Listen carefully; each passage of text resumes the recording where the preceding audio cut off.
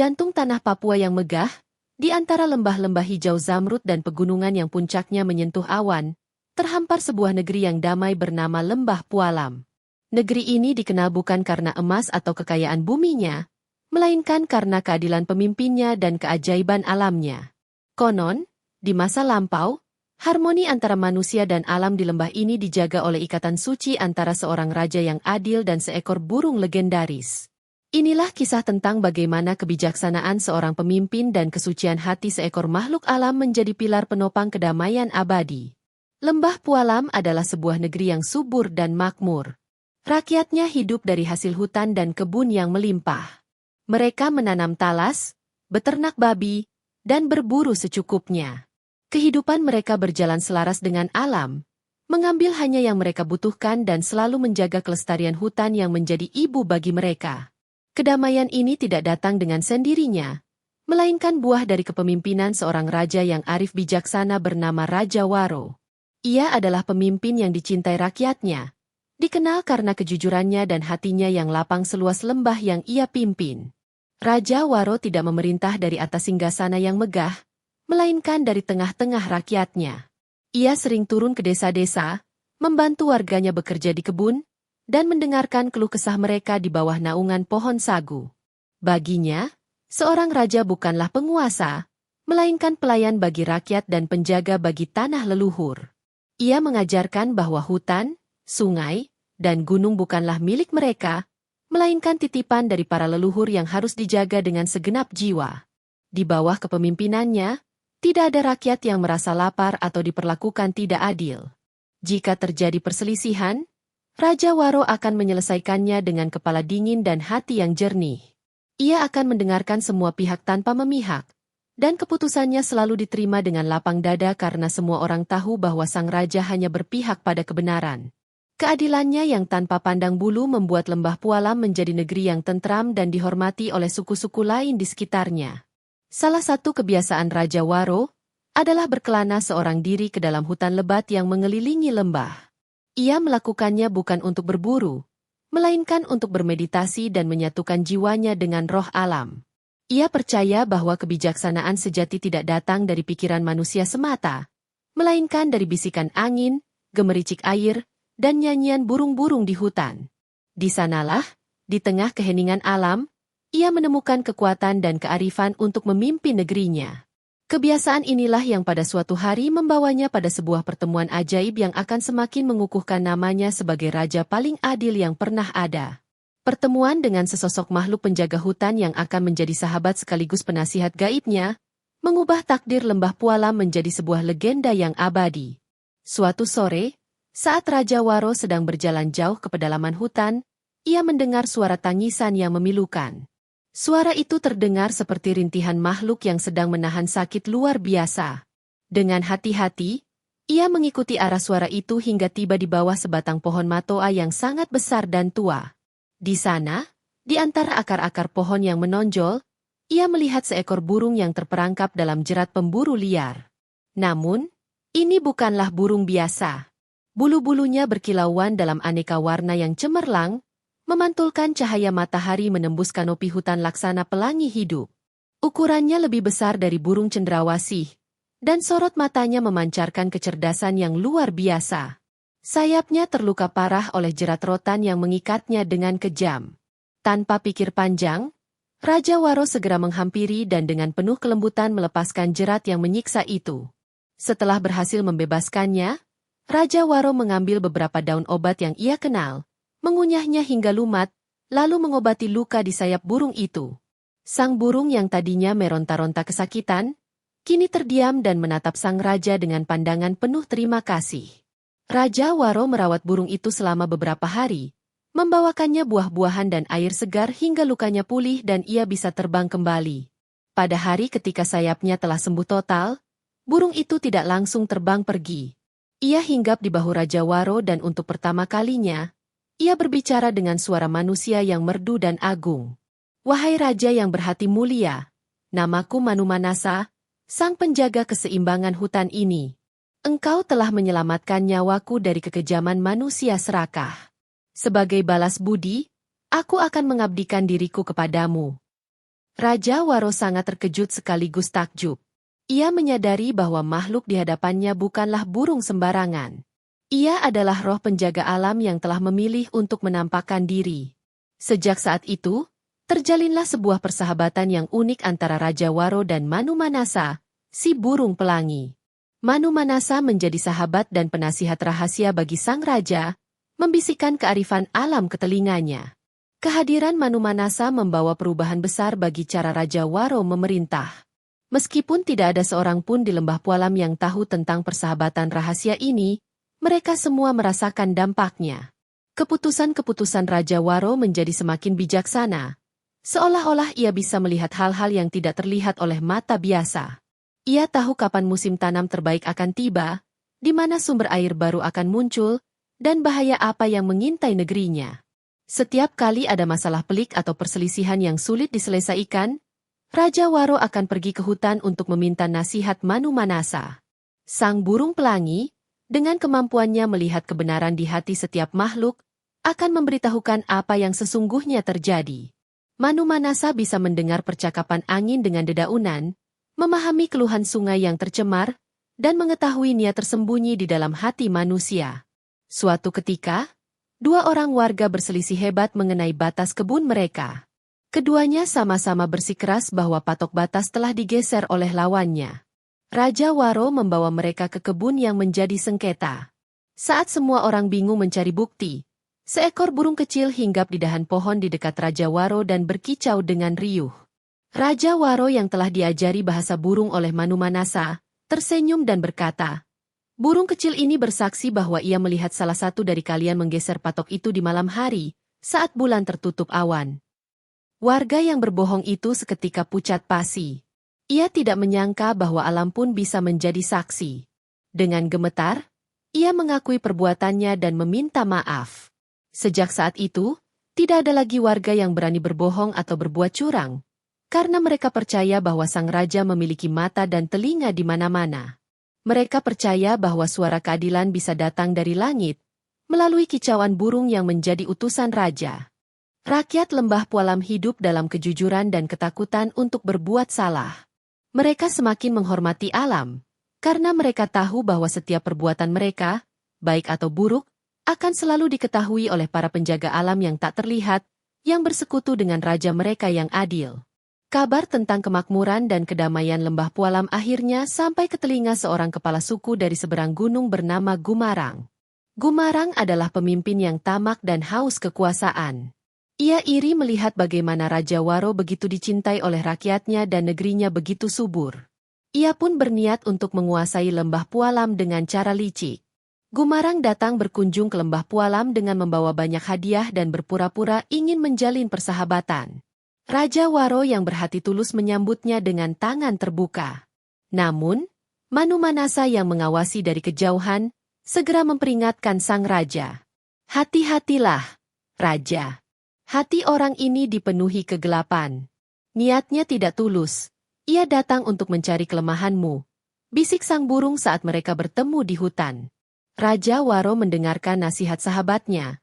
Namun ia tetap memperlakukan Gumarang sebagai tamu terhormat. Selama kunjungannya, Gumarang mencoba mencari-cari rahasia kesuburan Lembah Pualam. Ia melihat bagaimana rakyat begitu patuh pada rajanya, dan bagaimana alam seolah tunduk pada perintahnya. Hingga suatu hari, secara tidak sengaja, salah seorang pengikut Gumarang melihat Raja Waro sedang berbicara dengan Manu Manasa di tepi hutan. Mata Gumarang berbinar penuh keserakahan. Ia kini tahu rahasia di balik kebijaksanaan Raja Waro. Ia harus memiliki burung ajaib itu untuk dirinya sendiri.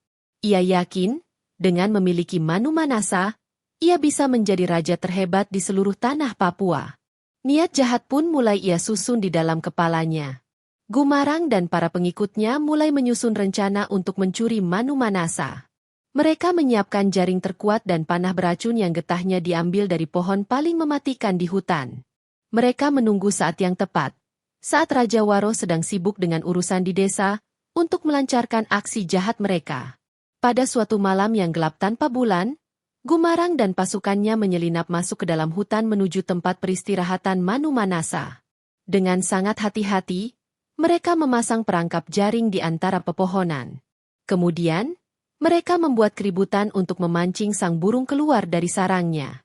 Rencana mereka berhasil. Manu Manasa yang terkejut terbang keluar dan langsung terperangkap dalam jaring yang kuat. Manu Manasa meronta sekuat tenaga. Namun jaring itu terlalu kokoh. Gumarang tersenyum penuh kemenangan. Ia dan anak buahnya membawa sang burung pelangi pergi, meninggalkan lembah Pualam dalam senyap. Keesokan harinya, Raja Waro merasakan firasat buruk. Hatinya gelisah dan ia segera pergi ke hutan untuk menemui sahabatnya. Namun, yang ia temukan hanyalah beberapa helai bulu pelangi yang berserakan di tanah. Hati Raja Waro hancur. Ia tahu apa yang telah terjadi. Pengkhianatan Gumarang telah merenggut sahabatnya dan penjaga keseimbangan negerinya. Kabar hilangnya Manu Manasa memang tidak diumumkan secara terbuka, namun alam lembah Pualam seolah ikut berduka. Langit yang biasanya cerah menjadi mendung, angin bertiup lebih kencang, dan bunga-bunga di lembah tampak layu. Tanpa kehadiran Manu Manasa, Raja Waro merasa kehilangan sebagian dari jiwanya. Ia tidak lagi bisa mendengar bisikan alam. Kebijaksanaannya kini hanya bersumber dari hatinya sendiri. Meskipun ia tetap berusaha memerintah dengan adil, rakyat mulai merasakan ada sesuatu yang hilang. Hasil panen tidak lagi semelimpah dulu, dan perselisihan kecil mulai sering terjadi. Raja Waro tahu ia tidak bisa membiarkan ini berlarut-larut. Ia harus menyelamatkan sahabatnya dan mengembalikan harmoni di negerinya. Dengan tekad yang bulat, ia memutuskan untuk meninggalkan sementara tahtanya dan memulai perjalanan berbahaya untuk merebut kembali Manu Manasa dari tangan Gumarang yang serakah. Raja Waro menyerahkan pemerintahan sementara kepada Dewan Tetua yang paling ia percaya. Ia kemudian menanggalkan jubah kebesarannya dan mengenakan pakaian layaknya seorang pemburu biasa. Hanya dengan berbekal sebuah busur, beberapa anak panah, dan parang di pinggangnya, ia memulai perjalanannya seorang diri menuju wilayah kekuasaan Gumarang di seberang pegunungan. Perjalanan itu sangatlah berat dan penuh rintangan. Ia harus melewati rawa-rawa yang dalam, mendaki tebing-tebing yang curam, dan menyeberangi sungai-sungai berarus deras. Hutan yang ia lewati terasa asing dan tidak ramah. Tanpa bimbingan Manu Manasa, ia harus mengandalkan seluruh pengetahuan dan instingnya untuk bertahan hidup. Namun, tekadnya untuk menyelamatkan sahabatnya memberinya kekuatan yang luar biasa. Di tengah perjalanan, ia seringkali dibantu oleh makhluk-makhluk hutan yang seolah mengenali kebaikan hatinya. Seekor kuskus menunjukkan jalan yang aman untuk menghindari jurang, sekelompok burung pipit menuntunnya ke sumber mata air, dan seekor kasuari membantunya menakuti seekor ular berbisa yang menghadang jalannya. Raja Waro sadar, meskipun Manu Manasa telah tiada, kebaikan yang pernah ia tanam pada alam kini berbuah pertolongan. Setelah berminggu-minggu berjalan, akhirnya ia tiba di perbatasan wilayah kekuasaan Gumarang. Ia melihat sebuah perkampungan yang sangat berbeda dengan negerinya. Perkampungan itu tampak suram, rakyatnya terlihat ketakutan, dan hutan di sekitarnya banyak yang telah ditebang secara sembarangan. Ia bisa merasakan aura keserakahan dan ketidakadilan menyelimuti tempat itu. Dengan hati-hati, ia menyelinap masuk ke dalam perkampungan pada malam hari. Ia harus mencari tahu di mana Gumarang menyembunyikan Manu Manasa. Ia bersembunyi di kegelapan, mengamati setiap gerak-gerik di pusat desa, tempat rumah Gumarang yang paling besar berdiri. Dari persembunyiannya, Raja Waro mendengar Gumarang sedang berbicara dengan pongah kepada para pengikutnya. Lihatlah, dengan burung ini, aku akan menjadi raja terkuat. Aku bisa mengetahui di mana letak emas tersembunyi, aku bisa meramalkan cuaca untuk berperang. Semua suku akan tunduk padaku. Teriaknya sambil menunjuk sebuah sangkar emas besar yang tergantung di depan rumahnya. Di dalam sangkar itu, Manu Manasa terkurung, bulu-bulunya tampak kusam dan ia terlihat sangat lemah. Hati Raja Waro mendidih karena amarah. Namun ia tetap tenang dan menunggu saat yang tepat. Ia melihat Manu Manasa menolak untuk berbicara atau mengeluarkan suara sedikit pun kepada Gumarang. Sang burung hanya diam, menatap penculiknya dengan pandangan penuh kebencian. Raja Waro tahu bahwa kesetiaan sahabatnya tidak akan pernah luntur. Ketika seluruh desa telah terlelap, Raja Waro bergerak dalam senyap. Ia memanjat sebuah pohon tinggi di dekat rumah Gumarang, lalu dengan sigap melompat ke atap rumah. Dari sana, ia menurunkan seutas tali dan berayun ke arah sangkar emas itu. Dengan sekali tebasan parangnya yang tajam, ia berhasil menghancurkan kunci sangkar. Manu Manasa yang melihat sahabatnya datang, seketika mendapatkan kembali kekuatannya. Ia terbang keluar dari sangkar dan hinggap di bahu Raja Waro. Namun, suara sangkar yang jatuh membangunkan para penjaga dan Gumarang. "Pencuri! Jangan biarkan mereka lolos!" teriak Gumarang murka. Puluhan prajurit segera mengepung Raja Waro. Pertarungan pun tak terhindarkan. Raja Waro bertarung dengan gagah berani, memanah dan menebaskan parangnya dengan lincah. Namun, jumlah musuh terlalu banyak. Saat ia mulai terdesak, Manu Manasa terbang tinggi ke angkasa dan mengeluarkan pekikan yang sangat keras dan melengking. Pekikan itu menggema ke seluruh penjuru hutan, seolah memanggil seluruh kekuatan alam. Pekikan Manu Manasa adalah panggilan bagi seluruh makhluk hutan. Tiba-tiba, dari dalam kegelapan hutan, muncul ribuan kunang-kunang yang cahayanya menyilaukan mata para prajurit Gumarang. Sekawanan babi hutan menyerbu dan mengobrak-abrik barisan mereka. Dari atas pohon, ratusan kelelawar terbang turun dan menciptakan kepanikan. Alam telah datang untuk membantu sang Raja Adil. Di tengah kekacauan itu, Raja Waro dan Manu Manasa berhasil meloloskan diri dan berlari kembali menuju hutan. Gumarang dan pasukannya yang ketakutan tidak berani mengejar lebih jauh. Mereka telah menyaksikan bagaimana alam bisa murka jika keseimbangannya diganggu oleh keserakahan manusia. Mereka sadar bahwa kekuatan mereka tidak ada artinya di hadapan kekuatan para leluhur penjaga hutan. Setelah perjalanan pulang yang lebih mudah berkat panduan Manu Manasa, Raja Waro akhirnya tiba kembali di lembah Pualam. Kedatangannya bersama sang burung pelangi disambut dengan sukacita oleh seluruh rakyat. Sejak hari itu, alam lembah Pualam seolah tersenyum kembali.